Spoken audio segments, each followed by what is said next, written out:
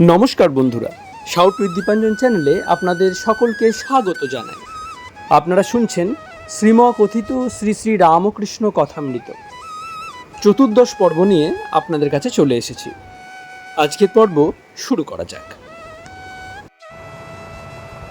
তব কথামৃতং তপ্ত জীবনং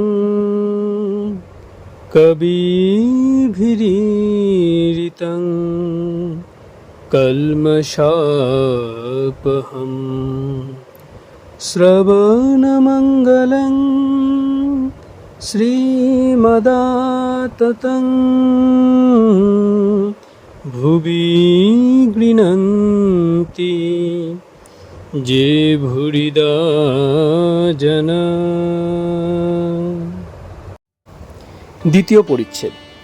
সেবক সন্নিকটে হৃদয় দণ্ডায়মান। হৃদয় কৃতাঞ্জলিপুটে দণ্ডায়মান, দর্শনমাত্র রাজপথের উপর দণ্ডের ন্যায় নিপতিত হইলেন। ঠাকুর উঠিতে বলিলেন। হৃদয় আবার হাত জোর করিয়া বালকের মতো কাঁদিতেছেন। কি আশ্চর্য! ঠাকুর শ্রীরামকৃষ্ণ কাঁদিতেছেন। চক্ষের কোণে কয়েক ফোঁটা জল দেখা দিল। তিনি অশ্রুবাড়ি হাত দিয়া মুছিয়া ফেলিলেন, যেন চক্ষে জল পড়ে নাই। এ কি, যে হৃদয় তাকে কত যন্ত্রণা দিয়াছিল তার জন্য ছুটে এসেছেন আর কাঁদছেন। শ্রীরামকৃষ্ণ, এখন যে এলি? হৃদয় কাঁদিতে কাঁদিতে, তোমার সঙ্গে দেখা করতে এলাম। আমার দুঃখ আর কার কাছে বলবো? শ্রীরামকৃষ্ণ সান্ত্বনার্থ সহাস্যে, সংসারে এইরূপ দুঃখ আছে, সংসার করতে গেলেই সুখ দুঃখ আছে। মাস্টারকে দেখাইয়া বললেন, এরা এক একবার তাই আসে, এসে ঈশ্বরীয় কথা দুটো শুনলে মনে শান্তি হয়। তোর কিসের দুঃখ? হৃদয় কাঁদিতে কাঁদিতে বললেন, আপনার সঙ্গ ছাড়া তাই দুঃখ। শ্রীরামকৃষ্ণ বললেন, তুই তো বলেছিলি তোমার ভাব তোমাতে থাক, আমার ভাব আমাতে থাক। হৃদয়, হ্যাঁ তা তো বলেছিলাম, আমি কি জানি। শ্রীরামকৃষ্ণ, আজ এখন তবে আয়, আরেকদিন তখন বসে কথা কহিব। আজ রবিবার, অনেক লোক এসেছে, তারা বসে রয়েছে। এবার দেশে ধান টান কেমন হয়েছে? হৃদয়, হ্যাঁ তা একেবারে মন্দ হয় নাই। শ্রীরামকৃষ্ণ, আজ তবে আয়, আবার একদিন আসিস। হৃদয় আবার সাষ্টাঙ্গ হইয়া প্রণাম করিল। ঠাকুর সেই পথ দিয়া ফিরিয়া আসিতে লাগিলেন, সঙ্গে মাস্টার। শ্রীরামকৃষ্ণ মাস্টারের প্রতি, আমার সেবাও যত করেছে যন্ত্রণাও তেমনই দিয়েছে। আমি যখন পেটের ব্যারামে দুখানা হাড় হয়ে গেছি, কিছু খেতে পারতুম না, তখন আমায় বললে, এই দেখো আমি কেমন খাই, তোমার মনের গুণে খেতে পারো না। আবার বলতো, বোকা, আমি না থাকলে তোমার সাধুগিরি বেরিয়ে যেত। একদিন এরকম করে যন্ত্রণা দিলে যে পোস্তার উপর দাঁড়িয়ে জোয়ারের জলে দেহত্যাগ করতে গিয়েছিলুম। মাস্টার শুনিয়া অবাক, বোধহয় ভাবিতেছেন, কি আশ্চর্য, এমন লোকের জন্য ইনি অশ্রুবাড়ি বিসর্জন করিতেছিলেন। শ্রীরামকৃষ্ণ মাস্টারের প্রতি, আচ্ছা কত সেবা করত, তবে কেন ওর এমন হলো? ছেলেকে যেমন মানুষ করে সেই রকম করে আমাকে দেখেছে। আমি তো রাত দিন বেহুশ হয়ে থাকতুম, তার উপর আবার অনেক দিন ধরে ব্যামোই ভুগেছি। ও যেরকম করে আমায় রাখতো সেই রকম আমি থাকতুম। মাস্টার কি বলিবেন, চুপ করিয়া রহিলেন। হয়তো ভাবিতেছিলেন, হৃদয় বুঝি নিষ্কাম হইয়া ঠাকুরের সেবা করেন নাই। কথা কহিতে কহিতে ঠাকুর নিজের ঘরে পৌঁছিলেন। ভক্তেরা প্রতীক্ষা করিতেছিলেন। ঠাকুর আবার ছোট্ট খাটটিতে বসিলেন। তৃতীয় পরিচ্ছেদ। ভক্ত সঙ্গে নানা প্রসঙ্গে, ভাব মহাভাবের গূঢ়তত্ত্ব। শ্রীযুক্ত মহিমাচরণ প্রভৃতি ছাড়া কয়েকটি কোন্নগরের ভক্ত আসিয়াছেন। একজন শ্রীরামকৃষ্ণের সঙ্গে কিয়ৎকাল বিচার করেছিলেন। কোন্নগরের ভক্ত, মহাশয়, শুনলাম যে আপনার ভাব হয়, সমাধি হয়। কেন হয়, কি রূপে হয়, আমাদের বুঝিয়ে দিন। শ্রীরামকৃষ্ণ, শ্রীমতীর মহাভাব হতো। সখীরা কেহ ছুতে গেলে অন্য সখী বলতো, কৃষ্ণবিলাসের অঙ্গ ছুঁসনি, এর দেহ মধ্যে এখন কৃষ্ণ বিলাস করছেন। ঈশ্বর অনুভব না হলে ভাব বা মহাভাব হয় না। গভীর জল থেকে মাছ এলে জলটা নড়ে, তেমন মাছ হলে জল তোলপাড় করে। তাই ভাবে হাসে কাঁদে নাচে গায়। অনেকক্ষণ ভাবে থাকা যায় না। আয়নার কাছে বসে কেবল মুখ দেখলে লোকে পাগল মনে করবে। কোন্নগরের ভক্ত। শুনেছি মহাশয় ঈশ্বর দর্শন করে থাকেন, তাহলে আমাদের দেখিয়ে দিন। কর্ম বা সাধনা না করলে ঈশ্বর দর্শন হয় না। শ্রীরামকৃষ্ণ। সবই ঈশ্বরাধীন। মানুষে কি করবে? তার নাম করতে করতে কখনো ধরা পড়ে, কখনো পড়ে না। তার ধ্যান এক এক দিন বেশ উদ্দীপন হয়, আবার একদিন কিছুই হলো না। কর্ম চাই তবে দর্শন হয়। একদিন ভাবে হালদার পুকুর দেখলুম। এই হালদার পুকুরের কথায় একটু যাওয়া যাক। হুগলি জেলার অন্তঃপাতি কামারপুকুর গ্রামে ঠাকুর শ্রীরামকৃষ্ণের বাড়ি। সেই বাড়ির সম্মুখে হালদার পুকুর, একটি দিঘি বিশেষ। যাই হোক, কথায় ফেরা যাক। তিনি বলছেন, দেখি একজন ছোট লোক পানা ঠেলে জল নিচ্ছে আর হাতে তুলে একবার দেখছে, যেন দেখালে পানা না ঠেললে জল দেখা যায় না। কর্ম না করলে ভক্তি লাভ হয় না, ঈশ্বর দর্শন হয় না। ধ্যান জপ এইসব কর্ম, তার নাম গুণকীর্তনও কর্ম, আবার দান যজ্ঞ এসবও কর্ম। মাখন যদি চাও তবে দুধকে দই পাততে হয়, তারপর নির্জনে রাখতে হয়, তারপর দই বসলে পরিশ্রম করে মন্থন করতে হয়, তবে মাখন তোলা হয়। মহিমাচরণ। আজ্ঞে হ্যাঁ, কর্ম চাইবই কি, অনেক খাটতে হয় তবে লাভ হয়। পড়তেই কত হয়, অনন্ত শাস্ত্র। আগে বিদ্যা তথা জ্ঞান বিচার, না আগে ঈশ্বর লাভ। শ্রীরামকৃষ্ণ মহিমার প্রতি। শাস্ত্র কত পড়বে, শুধু বিচার করলে কি হবে? আগে তাকে লাভ করবার চেষ্টা করো। গুরুবাক্যে বিশ্বাস করে কিছু কর্ম করো। গুরু না থাকেন তাকে ব্যাকুল হয়ে প্রার্থনা করো, তিনি কেমন তিনি নিজেই জানিয়ে দেবেন। বই পড়ে কি জানবে? যতক্ষণ না হাটে পৌঁছানো যায় ততক্ষণ দূর হতে কেবল হো হো শব্দ। হাটে পৌঁছিলে আরেক রকম, তখন স্পষ্ট দেখতে পাবে, শুনতে পাবে। আলু নাও পয়সা দাও, শুনতে পাবে। সমুদ্র দূর হতে হো হো শব্দ করছে, কাছে গেলে কত জাহাজ যাচ্ছে, পাখি উড়ছে, ঢেউ হচ্ছে, দেখতে পাবে। বই পড়ে ঠিক অনুভব হয় না, অনেক তফাৎ। তাকে দর্শনের পর বই, শাস্ত্র, সায়েন্স সব খড়কুটো বোধ হয়। বড়বাবুর সঙ্গে আলাপ দরকার। তার কখানা বাড়ি, কটা বাগান, কত কোম্পানির কাগজ, এই আগে জানবার জন্য অত ব্যস্ত কেন? চাকরদের কাছে গেলে তারা দাঁড়াতেই দেয় না। কোম্পানির কাগজ খবর কি দেবে? কিন্তু জোশও করে বড়বাবুর সঙ্গে একবার আলাপ করো, তা ধাক্কা খেয়েই হোক আর বেড়া ডিঙিয়েই হোক, তখন কত বাড়ি, কত বাগান, কত কোম্পানির কাগজ তিনিই বলে দিবেন। বাবুর সঙ্গে আলাপ হলে আবার চাকর দারবান সব সেলাম করবে। সকলের হাস্য। ভক্ত। এখন বড়বাবুর সঙ্গে আলাপ কিসে হয়? সকলের হাস্য। শ্রীরামকৃষ্ণ। তাই কর্ম চাই, ঈশ্বর আছেন বলে বসে থাকলে হবে না, জোশও করে তার কাছে যেতে হবে। নির্জনে তাকে ডাকো, প্রার্থনা করো, দেখা দাও বলে ব্যাকুল হয়ে কাঁদো। কামিনী কাঞ্চনের জন্য পাগল হয়ে বেড়াতে পারো, তবে তার জন্য একটু পাগল হও। লোকে বলুক যে ঈশ্বরের জন্য অমুক পাগল হয়ে গেছে। দিন কতক না হয় সব ত্যাগ করে তাকে একলা ডাকো। শুধু তিনি আছেন বলে বসে থাকলে কি হবে? হালদার পুকুরে বড় মাছ আছে, পুকুরের পাড়ে শুধু বসে থাকলে কি মাছ পাওয়া যায়? চার করো, চারা ফেলো, গভীর জল থেকে মাছ আসবে আর জল নড়বে, তখন আনন্দ হবে। হয়তো মাছটার খানিকটা একবার দেখা গেল, মাছটা ধপাং করে উঠল, যখন দেখা গেল তখন আনন্দ। দুধকে দই পেতে মন্থন করলে তবে তো মাখন পাবে। মহিমার প্রতি। এ তো ভালো বালাই হলো, ঈশ্বরকে দেখিয়ে দাও আর উনি চুপ করে বসে থাকবেন। মাখন তুলে মুখের কাছে ধরো। সকলের হাস্য। ভালো বালাই, মাছ ধরে হাতে দাও। একজন রাজাকে দেখতে চায়। রাজা আছেন 7 দেউড়ির পরে। প্রথম দেউড়ি পার না হতে হতে বলে, রাজা কই? যেমন আছে এক একটা দেউড়ি তো পার হতে হবে। ঈশ্বর লাভের উপায় ব্যাকুলতা। মহিমাচরণ। কি কর্মের দ্বারা তাকে পাওয়া যেতে পারে? শ্রীরামকৃষ্ণ।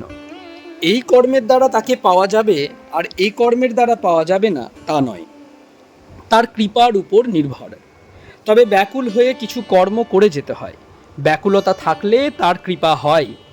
একটা সুযোগ হওয়া চাই। সাধুসঙ্গ, বিবেক, সদ্গুরু লাভ, হয়তো একজন বড় ভাই সংসারের ভার নিলে, হয়তো স্ত্রীটি বিদ্যাশক্তি, বড় ধার্মিক, কি বিবাহ আদপেই হলো না, সংসারে বদ্ধ হতে হলো না, এইসব যোগাযোগ হলে হয়ে যায়।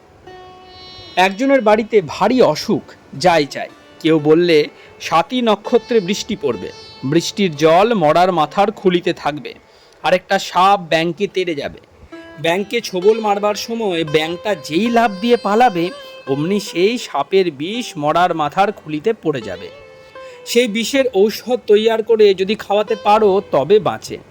তখন যার বাড়িতে অসুখ সেই লোক দিন ক্ষণ নক্ষত্র দেখে বাড়ি থেকে বেরুলো আর ব্যাকুল হয়ে ওই সব খুঁজতে লাগলো। মনে মনে ঈশ্বরকে ডাকছে, ঠাকুর তুমি যদি জোটপাট করে দাও তবেই হয়। এই রূপে যেতে যেতে সত্য সত্যই দেখতে পেলে একটা মরার মাথার খুলি পড়ে রয়েছে। দেখতে দেখতে এক পশলা বৃষ্টিও হলো। তখন সে ব্যক্তি বলছে, হে গুরুদেব, মরার মাথার খুলিও পেলুম, 7ই নক্ষত্রে বৃষ্টিও হলো, সেই বৃষ্টির জলও ওই খুলিতে পড়েছে, এখন কৃপা করে আর কয়টির যোগাযোগ করে দাও ঠাকুর। ব্যাকুল হয়ে ভাবছে। এমন সময় দেখে একটি বিষধর সাপ আসছে। তখন লোকটির ভারী আহ্লাদ, সে এত ব্যাকুল হলো যে বুক দূর দূর করতে লাগলো, আর সে বলতে লাগলো, হে গুরুদেব, এবার সাপও এসেছে, অনেকগুলি যোগাযোগও হলো, কৃপা করে এখন আর যেগুলি বাকি আছে সেগুলি করিয়ে দাও। বলতে বলতে ব্যাঙও এলো। সাপটা ব্যাঙ তাড়া করে যেতেও লাগলো। মরার মাথার খুলির কাছে এসে যেই ছোবল দিতে যাবে ব্যাঙটা লাফিয়ে ওদিকে গিয়ে পড়ল আর বিষ অমনি খুলির ভিতর পড়ে গেল। তখন লোকটি আনন্দে হাততালি দিয়ে নাচতে লাগলো। তাই বলছি, ব্যাকুলতা থাকলে সব হয়ে যায়। চতুর্থ পরিচ্ছেদ, সন্ন্যাস ও গৃহস্থাশ্রম, ঈশ্বর লাভ ও ত্যাগ। ঠিক সন্ন্যাসী কে? শ্রীরামকৃষ্ণ। মন থেকে সব ত্যাগ না হলে ঈশ্বর লাভ হয় না। সাধু সঞ্চয় করতে পারে না, সঞ্চয় না করে পঞ্ছি অর দরবেশ। পাখি আর সাধু সঞ্চয় করে না। এখানকার ভাব, হাতে মাটি দেবার জন্য মাটি নিয়ে যেতে পারি না, বেটুয়াটা করে পান আনবার জো নাই। হৃদয় যখন বড় যন্ত্রণা দিচ্ছে তখন এখান থেকে কাশি চলে যাব মতলব হলো। ভাবলুম কাপড় লব, কিন্তু টাকা কেমন করে লব? আর কাশি যাওয়া হলো না। সকলের হাস্য। মহিমার প্রতি, তোমরা সংসারী, এও রাখো ও রাখো, সংসারও রাখো ধর্মও রাখো, মহিমা এ ও কি আর থাকে? শ্রীরামকৃষ্ণ। আমি পঞ্চবটির কাছে গঙ্গার ধারে টাকা মাটি, মাটি টাকা, টাকাই মাটি, এই বিচার করতে করতে যখন টাকা গঙ্গার জলে ফেলে দিলুম তখন একটু ভয় হলো। ভাবলুম, আমি কি লক্ষ্মী ছাড়া হলুম? মা লক্ষ্মী যদি খ্যাট বন্ধ করে দেন তাহলে কি হবে? তখন হাজরার মতো পাটোয়ারি করলুম। বললুম, মা তুমি যেন হৃদয়ে থেকো। একজন তপস্যা করাতে ভগবতী সন্তুষ্ট হয়ে বললেন, তুমি বর লও। সে বললে, মা যদি বর দিবে তবে এই করো যেন আমি নাতির সঙ্গে সোনার থালে ভাত খাই। এক বরেতে নাতি, ঐশ্বর্য, সোনার থাল সব হলো। সকলের হাস্য। মন থেকে কামিনী কাঞ্চন ত্যাগ হলে ঈশ্বরে মন যায়, মন গিয়ে লিপ্ত হয়। যিনি বদ্ধ তিনিই মুক্ত হতে পারেন। ঈশ্বর থেকে বিমুখ হলেই বদ্ধ। নিক্তির নিচের কাঁটা উপরের কাঁটা থেকে তফাৎ হয় কখন? যখন নিক্তির বাটিতে কামিনী কাঞ্চনের ভার পড়ে। ছেলে ভূমিষ্ঠ হয়ে কেন কাঁদে? গর্ভে ছিলাম, যোগে ছিলাম, ভূমিষ্ঠ হয়ে এই বলে কাঁদে, কাহা এ কাহা এ, এ কোথায় এলুম? ঈশ্বরের পাদপদ্ম চিন্তা করছিলাম, এ আবার কোথায় এলাম? তোমাদের পক্ষে মনে ত্যাগ, সংসার অনাসক্ত হয়ে করো।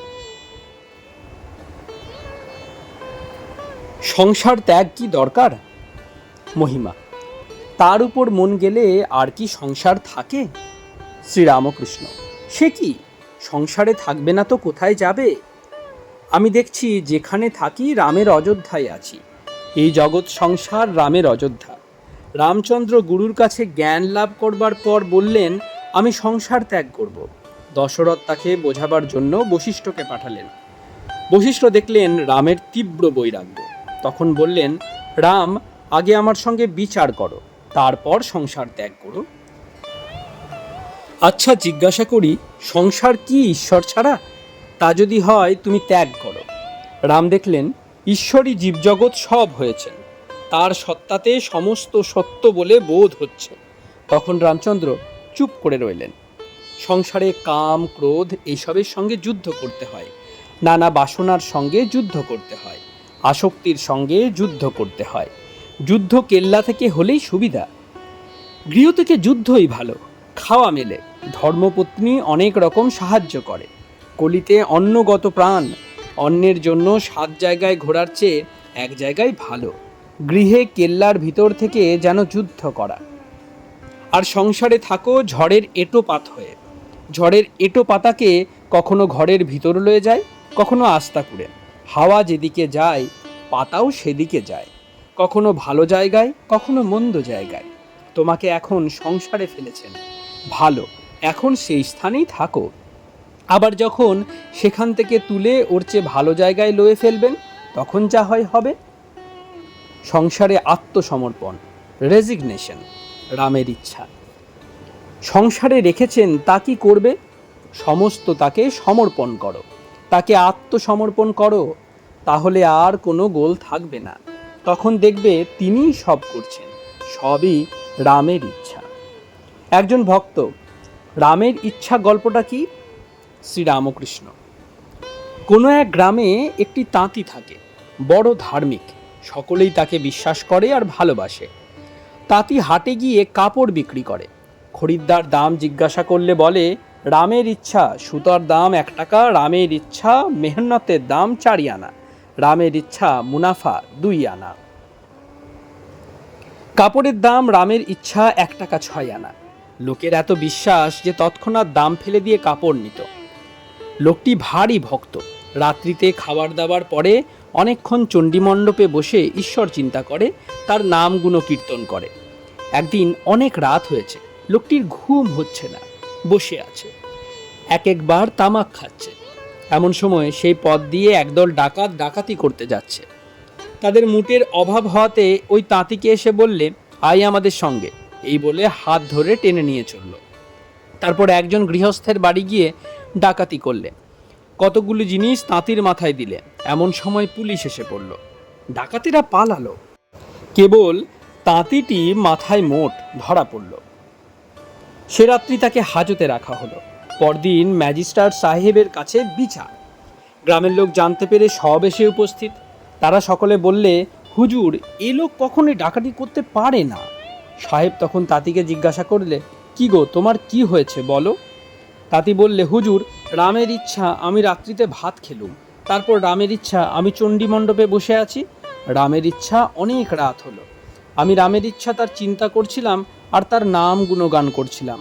এমন সময় রামের ইচ্ছা একদল ডাকাত এসে সেই পথ দিয়ে যাচ্ছিল। রামের ইচ্ছা তারা আমায় ধরে টেনে লয়ে গেল। রামের ইচ্ছা তারা এক গৃহস্থের বাড়ি ডাকাতি করলে।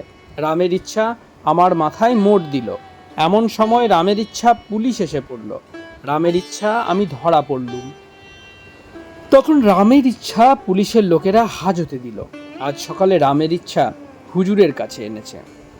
অমন ধার্মিক লোক দেখে সাহেব তাঁতিটিকে ছেড়ে দেবার হুকুম দিলেন। তাঁতি রাস্তায় বন্ধুদের বললে, রামের ইচ্ছা আমাকে ছেড়ে দিয়েছে। সংসার করা, সন্ন্যাস করা সবই রামের ইচ্ছা, তাই তার উপর সব ফেলে দিয়ে সংসারে কাজ করো, তা না হলে আর কি বা করবে। একজন কেরানি জেল গিয়েছিল। জেল খাটা শেষ হলে সে জেল থেকে বেরিয়ে এলো। এখন জেল থেকে এসে সে কি কেবল ধেই ধেই করে নাচবে, না কেরানিগিরিই করবে? সংসারী যদি জীবনমুক্ত হয়, সে মনে করলে অনায়াসে সংসারে থাকতে পারে।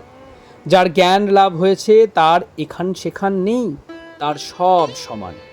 যার সেখান আছে তার এখানেও আছে। পূর্বকথা। কেশব সেনের সঙ্গে কথা, সংসারে জীবন মুক্ত।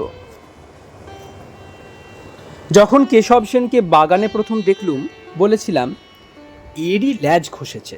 সভাশুদ্ধ লোক হেসে উঠল। কেশব বললে, তোমরা হেসো না, এর কিছু মানে আছে, একে জিজ্ঞাসা করি। আমি বললাম, যতদিন ব্যাঙাচির ল্যাজ না খসে তার কেবল জলে থাকতে হয়, আড়াই উঠে ডাঙায় বেড়াতে পারে না। যেই ল্যাজ খসে অমনি লাফ দিয়ে ডাঙায় পড়ে, তখন জলেও থাকে আবার ডাঙায়ও থাকে। তেমনি মানুষের যতদিন অবিদ্যার ল্যাজ না খসে ততদিন সংসারের জল পড়ে থাকে। অবিদ্যার ল্যাজ খসলে, জ্ঞান হলে তবে মুক্ত হয়ে বেড়াতে পারে, আবার ইচ্ছা হলে সংসারে থাকতে পারে। পঞ্চম পরিচ্ছেদ। গৃহস্থাশ্রম কথা প্রসঙ্গে নির্লিপ্ত সংসারী। শ্রীযুক্ত মহিমাচরণাদি ভক্তেরা বসিয়া শ্রীরামকৃষ্ণের হরিকথামৃত পান করিতেছেন। কথাগুলি যেন বিবিধ বর্ণের মণিরত্ন, যে যত পারেন কুড়াইতেছেন, কিন্তু কোঁচড় পরিপূর্ণ হয়েছে, এত ভারবোধ হচ্ছে যে উঠা যায় না। ক্ষুদ্র ক্ষুদ্র আধার আর ধারণা হয় না। সৃষ্টি হইতে এ পর্যন্ত যত বিষয়ে মানুষের হৃদয়ে যত রকম সমস্যার উদয় হয়েছে, সব সমস্যা পূরণ হইতেছে। পদ্মলোচন, নারায়ণ শাস্ত্রী, গৌরী পণ্ডিত, দয়ানন্দ সরস্বতী ইত্যাদি শাস্ত্রবিদ পণ্ডিতেরা অবাক হয়েছেন। দয়ানন্দ ঠাকুর শ্রীরামকৃষ্ণকে যখন দর্শন করেন ও তাহার সমাধি অবস্থা দেখিলেন, তখন আক্ষেপ করে বলেছিলেন, আমরা এত বেদ বেদান্ত কেবল পড়েছি, কিন্তু এই মহাপুরুষে তাহার ফল দেখিতেছি। একে দেখে প্রমাণ হলো যে পণ্ডিতেরা কেবল শাস্ত্র মন্থন করে ঘোলটা খান, এরূপ মহাপুরুষেরা মাখনটা সমস্ত খান। আবার ইংরেজি পড়া কেশবচন্দ্র সেনাদি পণ্ডিতেরাও ঠাকুরকে দেখে অবাক হয়েছেন। ভাবেন, কি আশ্চর্য, নিরক্ষর ব্যক্তি এসব কথা কীরূপে বলছেন? এ যে ঠিক যীশুখ্রিস্টের মতো কথা, গ্রাম্য ভাষা, সেই গল্প করে করে বোঝানো, যাতে পুরুষ, স্ত্রী, ছেলে সকলে অনায়াসে বুঝতে পারে। যিশু ফাদার ফাদার করে পাগল হয়েছিলেন, ইনি মা মা করে পাগল। শুধু জ্ঞানের অক্ষয় ভাণ্ডার নহে, ঈশ্বর প্রেম কলসে কলসে ঢালে তবু না ফুরায়। ইনিও যিশুর মতো ত্যাগী, তাহারই মতো ইহারও জ্বলন্ত বিশ্বাস। তাই কথাগুলির এত জোর। সংসারী লোক বললে তো এত জোর হয় না। তারা ত্যাগী নয়, তাদের জ্বলন্ত বিশ্বাস কই? কেশব সেনাদি পণ্ডিতেরাও আরও ভাবেন, এই নিরক্ষর লোকের এত উদার ভাব কেমন করে হলো? কি আশ্চর্য! কোনো রূপ বিদ্বেষ ভাব নাই, সব ধর্মাবলম্বীদের আদর করেন, কাহারও সহিত ঝগড়া নাই। আজ মহিমাচরণের সহিত ঠাকুরের কথাবার্তা শুনিয়া কোনো ভক্ত ভাবছেন, ঠাকুর তো সংসার ত্যাগ করতে বললেন না, বরং বলছেন সংসার কেল্লা স্বরূপ, এই কেল্লাই থেকে কাম, ক্রোধ ইত্যাদির সহিত যুদ্ধ করিতে পারা যায়। আবার বলছেন সংসারে থাকবে না তো কোথায় যাবে? কেরানি জেল থেকে বেরিয়ে এসে কেরানির কাজই করে। অতএব একরকম বলা হলো জীবনমুক্ত সংসারেও থাকতে পারে। আদর্শ কেশব সেন তাকে বলেছিলেন, তোমারই ল্যাজ খসেছে, আর কারুর হয় নাই। কিন্তু একটা কথা আছে, ঠাকুর কেবল বলেছেন মাঝে মাঝে নির্জনে থাকতে হবে, চারা গাছে বেড়া দিতে হবে, নচেত ছাগল গরুতে খেয়ে ফেলবে। গাছের গুঁড়ি হয়ে গেলে চারিদিকের বেড়া ভেঙে দাও আর না দাও, এমনকি হাতি বেঁধে দিলেও গাছের কিছু হবে না। নির্জনে থেকে থেকে জ্ঞান লাভ করে, ঈশ্বরে ভক্তি লাভ করে সংসারে এসে থাকলে কিছু ভয় নাই। তাই নির্জন বাস কথাটি কেবল বলছেন। ভক্তেরা এরূপ চিন্তা করিতেছেন। শ্রীরামকৃষ্ণ কেশবের কথার পর আর দু একটি সংসারের ভক্তের কথা বলিতেছেন। শ্রী দেবেন্দ্রনাথ ঠাকুর, যোগ ও ভোগ। শ্রীরামকৃষ্ণ মহিমাচরণাদির প্রতি। আবার সেজবাবুর সঙ্গে দেবেন্দ্র ঠাকুরকে দেখতে গেছিলাম। এখানে সেজবাবু বলতে রানী রাসমণির জামাতা তথা শ্রীযুক্ত মথুরানাথ বিশ্বাসের কথা বলা হয়েছে। ঠাকুরকে প্রথমাবধি সাতিশয় ভক্তি ও শিষ্যের ন্যায় যিনি সেবা করিতেন। যাই হোক, কথায় ফিরি। সেজবাবুকে বললুম, আমি শুনেছি দেবেন্দ্র ঠাকুর ঈশ্বর চিন্তা করে, আবার তাকে দেখবার ইচ্ছা হয়। সেজবাবু বললে, আচ্ছা বাবা, আমি তোমায় নিয়ে যাব। আমরা হিন্দু কলেজে এক ক্লাসে পড়তুম, আমার সঙ্গে বেশ ভাব আছে। সেজবাবুর সঙ্গে অনেক দিন পরে দেখা হলো। দেখে দেবেন্দ্র বললে, তোমার একটু বদলেছে, তোমার ভুঁড়ি হয়েছে। সেজবাবু আমার কথা বললে, ইনি তোমায় দেখতে এসেছেন, ইনি ঈশ্বর ঈশ্বর করে পাগল। আমি লক্ষণ দেখবার জন্য দেবেন্দ্রকে বললুম, দেখি গা তোমার গা। দেবেন্দ্র গায়ের জামা তুললে দেখলাম গৌর বর্ণ, তার উপর সিঁদুর ছড়ানো। তখন দেবেন্দ্রর চুল পাকে নাই। প্রথম যাবার পর একটু অভিমান দেখেছিলাম, তা হবে না গা, অত ঐশ্বর্য, বিদ্যা, মান, সম্ভ্রম, অভিমান দেখে সেজবাবুকে বললুম, আচ্ছা, অভিমান জ্ঞানে হয় না অজ্ঞানে হয়? যার ব্রহ্মজ্ঞান হয়েছে তার কি আমি পণ্ডিত, আমি জ্ঞানী, আমি ধনী বলে অভিমান থাকতে পারে? দেবেন্দ্রের সঙ্গে কথা কইতে কইতে আমার হঠাৎ সেই অবস্থাটি হলো। সেই অবস্থাটি হলে কে কিরূপ লোক দেখতে পায়। আমার ভিতর থেকে হি হি করে একটা হাসি উঠল। যখন ওই অবস্থাটা হয় তখন পণ্ডিত ফণ্ডিত তৃণজ্ঞান হয়। যদি দেখি পণ্ডিতের বিবেক বৈরাগ্য নাই, তখন খড়কুটোর মতো বোধ হয়। তখন দেখি যেন শকুনি খুব উঁচুতে উঠেছে, কিন্তু ভাগাড়ের দিকে নজর। দেখলাম যোগ ভোগ দুইই আছে, অনেক ছেলেপুলে ছোট ছোট। ডাক্তার এসেছে, তবেই হলো। অত জ্ঞানী হয়ে সংসার নিয়ে সর্বদা থাকতে হয়। বললুম, তুমি কলির জনক। জনক এদিক উদিক দুদিক রেখে খেয়েছিল দুধের বাটি। তুমি সংসারে থেকে ঈশ্বরে মন রেখেছ শুনে তোমায় দেখতে এসেছি। আমায় ঈশ্বরীয় কথা কিছু শোনাও। তখন বেদ থেকে কিছু কিছু শোনালে। বললে, এই জগৎ যেন একটি ঝাড়ের মতো, আর জীব হয়েছে এক একটি ঝাড়ের দ্বীপ। আমি এখানে পঞ্চবটিতে যখন ধ্যান করতুম ঠিক ওই রকম দেখেছিলাম। দেবেন্দ্রের কথার সঙ্গে মিলল দেখে ভাবলুম, তবে তো খুব বড় লোক। ব্যাখ্যা করতে বললাম, তা বললে, এ জগৎ কে জানতো? ঈশ্বর মানুষ করেছেন তার মহিমা প্রকাশ করবার জন্য। ঝাড়ের আলো না থাকলে সব অন্ধকার, ঝাড় পর্যন্ত দেখা যায় না। ব্রাহ্ম সমাজে অসভ্যতা, কাঁপতেন ভক্ত গৃহস্থ। অনেক কথাবার্তার পর দেবেন্দ্র খুশি হয়ে বললে, আপনাকে উৎসবে তথা ব্রহ্মোৎসবে আসতে হবে। আমি বললাম, সেই ঈশ্বরের ইচ্ছা। আমার তো এই অবস্থা দেখছ, কখন কিভাবে তিনি রাখেন। দেবেন্দ্র বললে, না আসতে হবেই, তবে ধুতি আর উড়ানি পরে এসো। তোমাকে এলোমেলো দেখে কেউ কিছু বললে আমার কষ্ট হবে। আমি বললাম, তা পারবো না, আমি বাবু হতে পারবো না। দেবেন্দ্র, সেজবাবু সব হাসতে লাগলো। তারপর দিনই সেজবাবুর কাছে দেবেন্দ্র চিঠি এলো। আমাকে উৎসব দেখতে যেতে বারণ করেছে। বলেছে অসভ্যতা হবে, গায়ে উড়ানি থাকবে না। সকলের হাস্য। মহিমার প্রতি আরেকটি আছে, কাপ্তেন।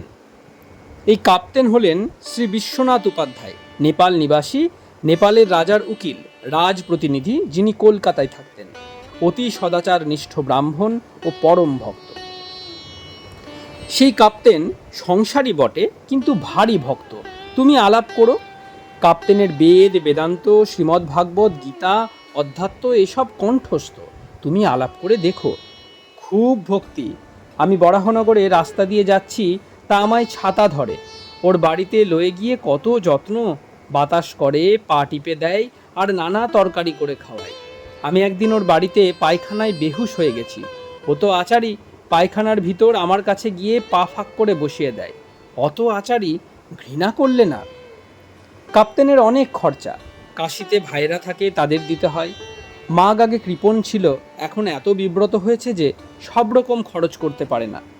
কাপ্তেনের পরিবার আমায় বললে যে সংসার ওর ভালো লাগে না, তাই মাঝে বলেছিল সংসার ছেড়ে দেব। মাঝে মাঝে ছেড়ে দেব করত। ওদের বংশই ভক্ত। বাপ লড়াইয়ে যেত, শুনেছি লড়াইয়ের সময় এক হাতে শিব পূজা, এক হাতে তরবার খেলা, যুদ্ধ করত। লোকটা ভারী আচারী। আমি কেশব সেনের কাছে যেতুম, তাই এখানে 1 মাস আসে নাই। বলে কেশব সেন ভ্রষ্টাচার, ইংরাজের সঙ্গে খায়, ভিন্ন জাতে মেয়ের বিয়ে দিয়েছে, জাত নাই। আমি বললুম, আমার সেসবের দরকার কি? কেশব হরিনাম করে, দেখতে যাই, ঈশ্বরীয় কথা শুনতে যাই। আমি কুলটি খাই, কাটাই আমার কি কাজ? তবুও আমায় ছাড়ে না। বলে, তুমি কেশব সেনের ওখানে কেন যাও?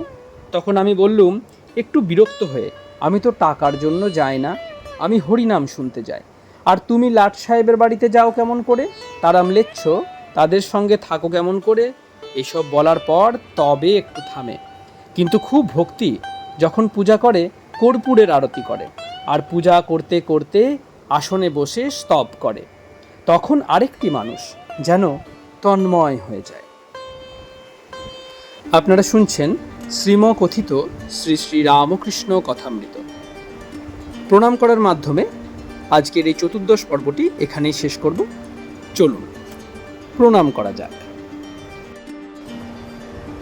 নিরঞ্জনং নিত্যমনন্তরূপং ভক্তানুকম্পা ধৃতবিগ্রহং বৈ ঈশাবতারং পরমেশমিডং